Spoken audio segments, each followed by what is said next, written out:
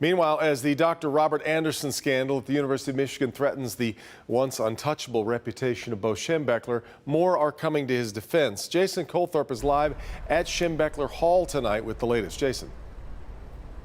And Devin, this is a real struggle now because you have survivors who are saying, one player's experiences with Bo could be completely different than another player's. And of course, we do have more former players coming to his defense, and tonight, so is his family.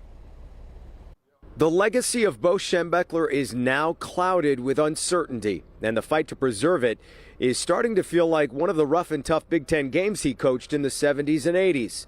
Bo's widow, Kathy, son Glenn, and daughter-in-law, Megan, responding to his son Matt's allegations that he knew of Anderson's abuse and tried to protect him.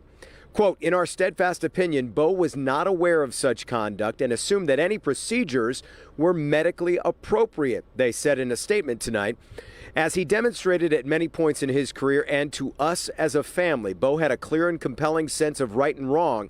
He would not have tolerated misconduct, especially toward any of his players, family members, coaches, or anyone associated with the University of Michigan's football program. You have to always believe the people that are coming out, but it's hard to, know the facts without, investigating further. On campus, people are able to believe some aspects of this scandal more than others. I have a problem with where it's coming from because he couldn't speak up about it until he was dead for 15, 20 years. I can see how it's definitely more personal for the older generation.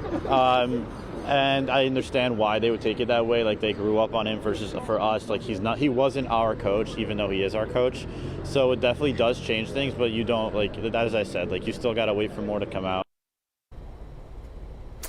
Now, I also spoke with someone affiliated with the football team. Didn't want to be identified, but knew Bo personally.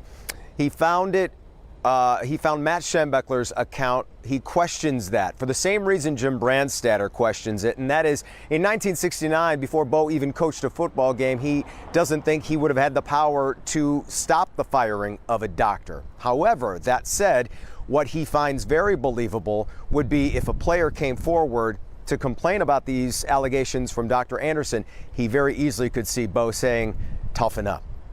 Back to you. Jason, we heard one of the guys you talked to there, though, talking about waiting for more to come out. That's going to happen tomorrow. We've got a big group of accusers that are going to be at the big house then. Yeah, dozens of survivors are going to be there, and what they're doing is they want the Board of Regents to take notice of this now, and something we've also heard that more survivors who have yet to come forward may do that very soon, so we'll have to keep an eye on that. Stay tuned. Devin. We will cover it throughout the day. All right, Jason.